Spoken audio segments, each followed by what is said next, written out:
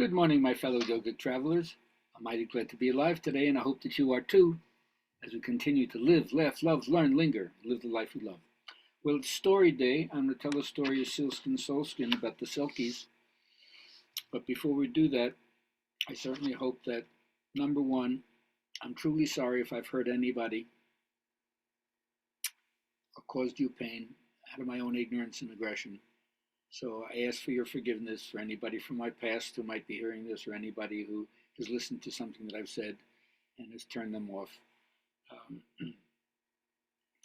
I know that in the beginning, the personality that each one of us has is stuck in certain places. There's like a stubborn opacity that doesn't allow us to see.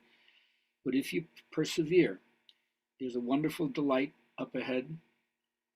There's a boundless felicity, as yoga would say. And if you understand that the happier you are, the better things go. So don't be a pessimist who refuses to accept the possibility that the nature of life has glory in it. Otherwise, you stand in your own light, and then you lose enthusiasm. So the real key is to find that which attracts you and sink yourself into that. So here's the story. Sealskin Soulskin. Once there was a hunter who lived up in the circumpolar regions. It was so cold there. But he'd been alone for so many years that the tears that he cried dug deep grooves in his face.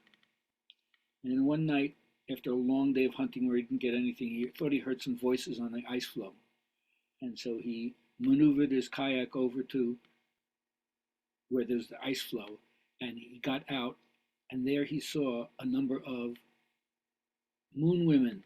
That's the only way I could describe them. Their bodies were silvery, beautiful, dancing on the ice floes. And he noticed that their sealskins were off on the side. And I don't know what possessed him, but he grabbed one sealskin and tucked it into his coat.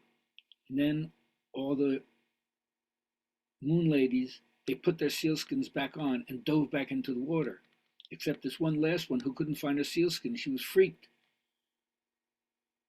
And so the man came out of hiding and said, I have your sealskin. He says, you got to give it to me. I need to get back. He says, please, please, won't you be my wife? And at first she refused, but she looked at his eyes and he seemed so lonely. He said, well, I'll marry you and be with you for 7 years, but after that you have to give me my skin back. He said, fine. So that's what happened. They went away together and they did have a child, and they named the child Uruk. Now, as the child was growing,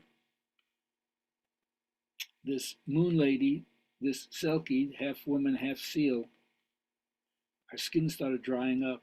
Her eyes started losing their luster. Everything started flaking and cracking on her, and she knew she was losing her soul. And so after 7 years' time, she went to the man and said, all right, I've been with you 7 years. Give me my skin back. He said, I'm not giving you the skin back. I know if you put the skin back, you'll dive back in, and then I'll never see you again. She says, I have to have my skin. I'm drying up. Look. But he wouldn't listen. He went away. And the boy was listening to the fight that his father and mother were having. But what could he do? So as he was lying awake at night and the winds were howling, he thought that he heard a voice on the wind going, Uruk, Uruk. So he went out and he followed where the voice was, and there was an old seal, huge, big seal, and the seal threw something up on the ground. And the boy went to it. It was his mother's fur. Oh, he took it up and he smelled it. Oh, it was great to get his mother's scent. So he immediately brought it to her. And she went and put it on. She was so thrilled to have it. She immediately went back to the water, was about to dive in. And Uruk says, don't leave me, don't leave me. He says, I can't take you where I'm going. He says, you have to take me, don't. So she looked at him. She felt so sorry. So she took his face in her hands and she blew 3 times her breath into him and then held his hand and they dove under the water. And strangely enough, he could breathe fine. And she took him all the way to the seal kingdom where he met his grandfather, that big silver seal that brought his mother's coat. And he was so proud to see him. And he said, so you're going to stay here? He says, well, I can stay here. He says, what about the boy? He says, he's not ready to be with us.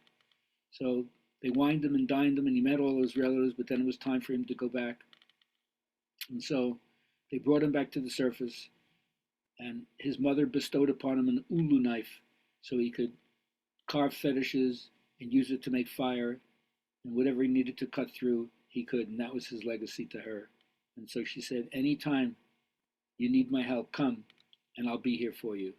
And he grew up into a fine young man, one of the greatest hunters in the area, and he also had the great songs to sing because he'd learned them from his mother and from his grandfather. And everybody would say that every now and then they would see that hunter go out and seem to be talking to some kind of seal. And everybody tried to catch the seal, but nobody could. And in this way, he learned the legacy that he got from his mother, and he was able to live in two worlds simultaneously. Sealskin Soulskin. So if you give your pelt away, at some point you have to get it back. You have to learn how to dive in, listen to the voice of the elder who brings you some connection back to what gives you your original form. And even though you dive in, at some point you'll have to resurface. Hope you enjoy the metaphors. Have a great day. Subscribe to GabrielHalpern.com. Let me know how I'm doing, and if you want a CD, let me know. I'll send one to you. Peace.